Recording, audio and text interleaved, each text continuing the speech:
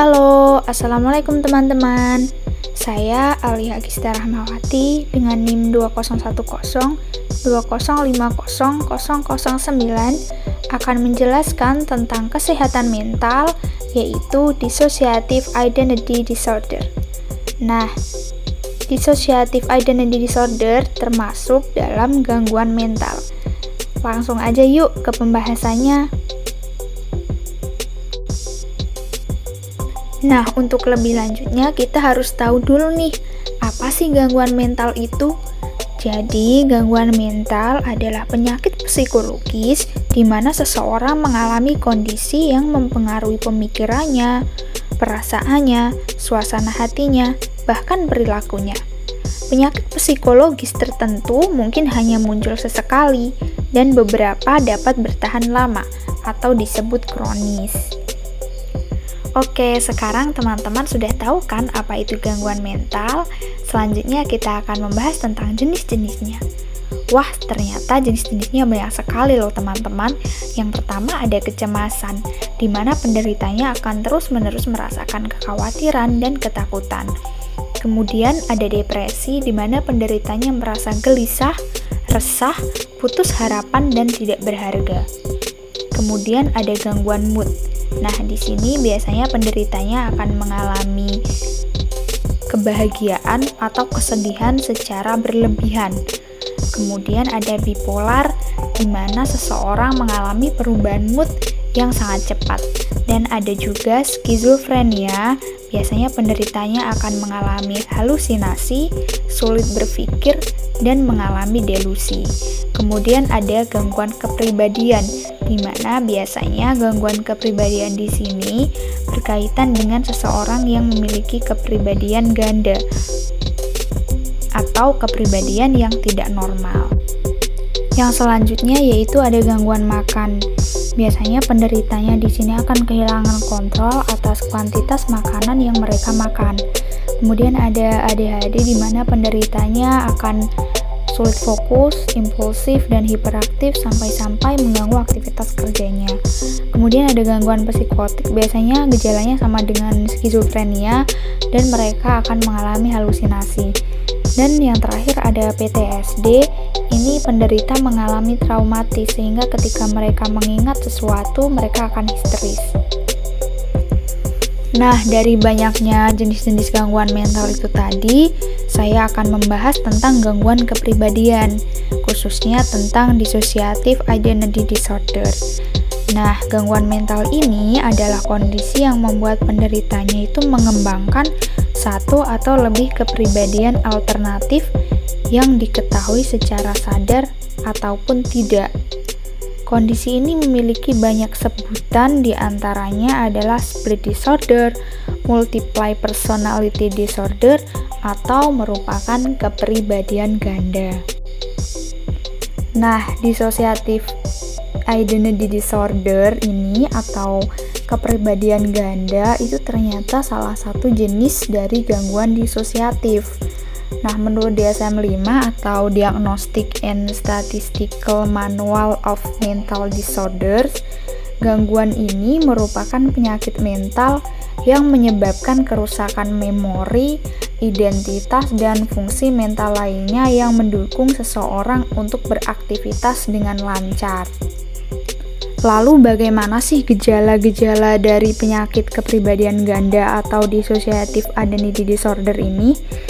Jadi yang jelas penderitanya itu memiliki dua atau lebih kepribadian yang berbeda. Nah, kepribadian lain yang ada di dalam penderita itu disebut kepribadian alternatif. Sedangkan kepribadian aslinya itu disebut kepribadian inti. Nah, dalam masing-masing identitasnya itu dapat memiliki nama, riwayat hidup, dan karakteristik yang unik loh. Jadi setiap kepribadian alternatif pada orang yang berkepribadian ganda itu tuh memiliki ciri individu dan cara berpikir yang berbeda. Bahkan kepribadian ini tuh memiliki nama yang berbeda juga, perilaku yang berbeda, dan bahkan jenis kelamin yang berbeda. Fakta menarik lagi, ketika kepribadian alternatif ini muncul, seseorang itu akan merasakan amnesia atau mereka tidak menyadari atau kehilangan ingatan. Nah, hal ini juga akan menguntungkan ketika misal kepribadian intinya pemalu. Nah, dari adanya kepribadian alternatif ini seseorang akan merasa pede dan akan merasakan leluasa percaya diri atas dirinya. Namun di sisi lain ada juga kerugian yang ia dapat. Apa saja itu? Yang pertama yaitu seseorang itu akan menghadapi masalah dalam kehidupan sehari-harinya. Itu misalnya menemukan barang yang tidak ingat kapan membelinya. Kemudian susah juga menjalin hubungan pada orang-orang sekitar. Karena mungkin pada saat itu yang mengambil alih adalah kepribadian alternatifnya. Tidak sampai di situ loh teman-teman, ternyata gejala ini juga mencakup gejala psikologisnya sendiri. Yang pertama yaitu seseorang akan mengalami sakit kepala parah atau nyeri-nyeri pada tubuhnya. Kemudian derealization atau perasaan tentang lingkungan yang aneh. Kemudian ada suasana hati yang mudah berubah atau depresi. Kemudian ada depersonalisasi, yaitu merasa jiwanya itu terlepas dari raganya. Kemudian ada gelisah dan cemas, kemudian amnesia, kemudian gangguan tidur, biasanya mereka akan mimpi buruk atau sleepwalking, kemudian cenderung memiliki gangguan makan juga, lalu halusinasi atau persepsi palsu terhadap sesuatu, kemudian timbul masalah seks, kemudian penggunaan obat-obatan terlarang juga, dan adanya keinginan untuk melukai diri sendiri bahkan sampai bunuh diri. Wah, sangat menarik sekali ya teman-teman. Lalu untuk penyebabnya sendiri itu sebenarnya apa sih? Jadi penyebab utama dari adanya kepribadian ganda itu tuh ternyata penderita itu mungkin pernah mengalami peristiwa trauma atau peristiwa traumatis dalam hidupnya. Nah, trauma ini bisa disebabkan karena kekerasan seksual atau emosional yang sangat parah, bahkan peristiwa-peristiwa seperti kecelakaan, bencana alam yang pernah mereka terima.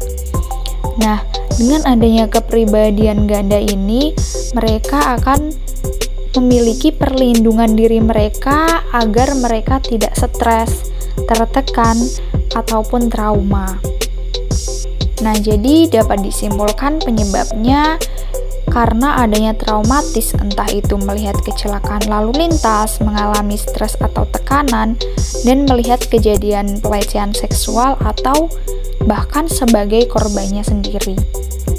Wah, ternyata banyak sekali ya pembahasannya. Nah, jadi adanya kepribadian ganda ini juga ternyata sangat diperlukan adanya penanganan karena akan terjadi komplikasi. Nah, komplikasi ini dapat meliputi kecacatan pada tubuh atau kematian karena seseorang itu ada yang melukai dirinya sendiri dan bahkan mencoba bunuh diri atau bahkan overdosis dari penggunaan obat-obat terlarang. Kemudian seseorang itu juga akan mengalami prestasinya itu menurun atau bahkan hubungan sosialnya dengan orang-orang itu juga akan menurun karena adanya penyakit ini. Nah, tidak hanya sampai di situ. Jadi, saya akan memberitahu tentang cara diagnosis dari adanya kepribadian ganda ini. Yang pertama yaitu ada pemeriksaan fisik. Nah, pada tes ini dokter akan mengajukan pertanyaan riwayat kesehatan dan meninjau gejala apa yang dialami. Kemudian ada tes psikiatri, di mana ini fokus pada ahli kejiwaan, di mana ahli kejiwaan ini biasanya mengajukan beberapa pertanyaan mengenai pikiran, perasaan, dan perilaku.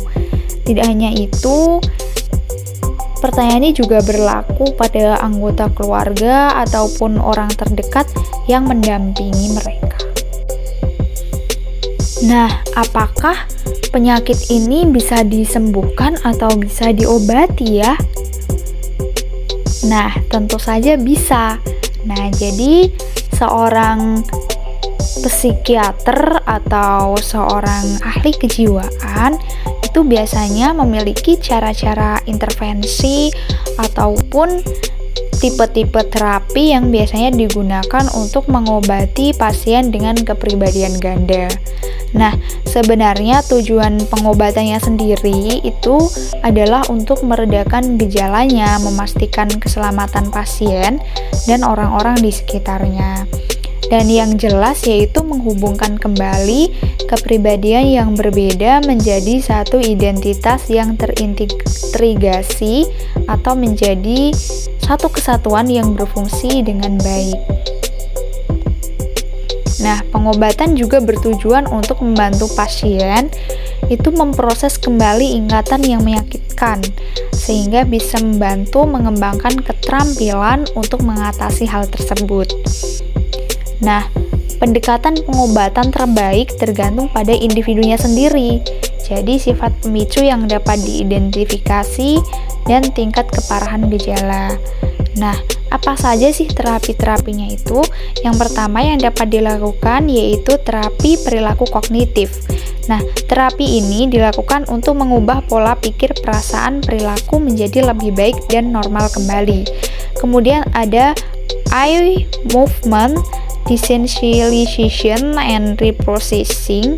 Itu merupakan teknik pengobatan untuk mengatasi mimpi buruk yang terus-menerus dan kilas balik pada peristiwa traumatis. Nah, yang selanjutnya terapi yang dapat digunakan yaitu terapi perilaku dialektik. Nah, terapi psikoterapi jenis ini itu dilakukan untuk orang dengan gejala split disorder yang parah, terutama pada mereka yang mengalami pelecehan seksual. Kemudian juga ada penggunaan obat atau pemberian obat. Sebenarnya tidak ada obat untuk mengobati sendiri gangguan disosiatif itu. Namun, orang dengan kondisi ini dapat diresepkan obat antidepresi atau obat anti cemas.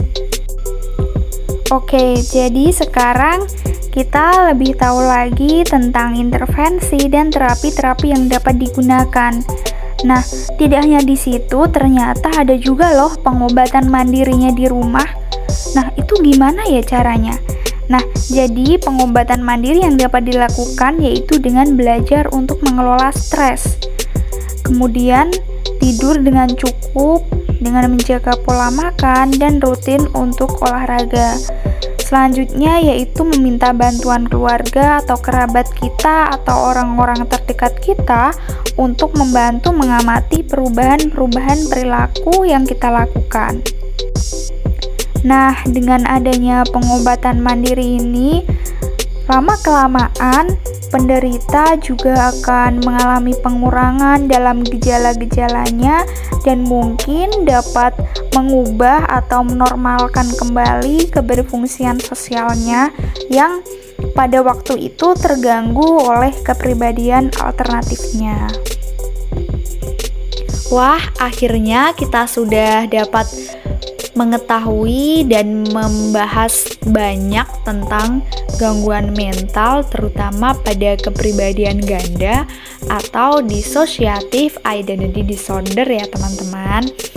Nah, jadi kita tadi sudah mengetahui apa itu gangguan mental sendiri, kemudian jenis-jenisnya, kemudian ada pengertian dari kepribadian ganda sendiri, lalu gejala-gejala yang dialami penderita, penyebabnya, kemudian komplikasinya bagaimana, bahkan sampai pada tahap intervensi atau terapi-terapi yang dapat dilakukan kepada penderita dan cara pengobatan mandirinya.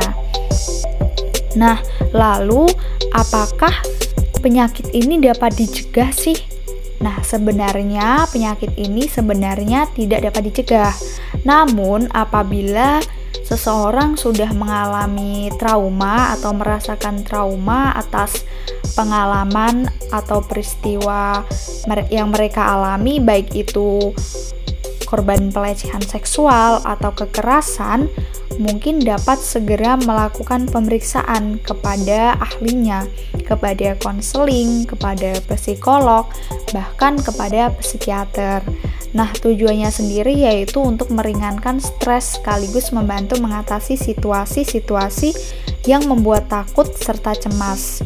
Nah, dari adanya pemeriksaan ke konseling atau psikolog, maka seseorang akan membuka diri untuk membicarakan tentang peristiwa trauma yang dialami, sehingga di situ langsung mendapatkan penanganan yang tepat dan tidak sampai parah. Nah, dengan adanya gangguan mental yang banyak tadi, ternyata penting juga bagi kita untuk menjaga kesehatan mental sebagaimana pentingnya menjaga kesehatan fisik. Nah, mungkin itu saja yang dapat saya sampaikan. Ada kurang dan lebihnya saya mohon maaf. Sampai jumpa. Wassalamualaikum warahmatullahi wabarakatuh.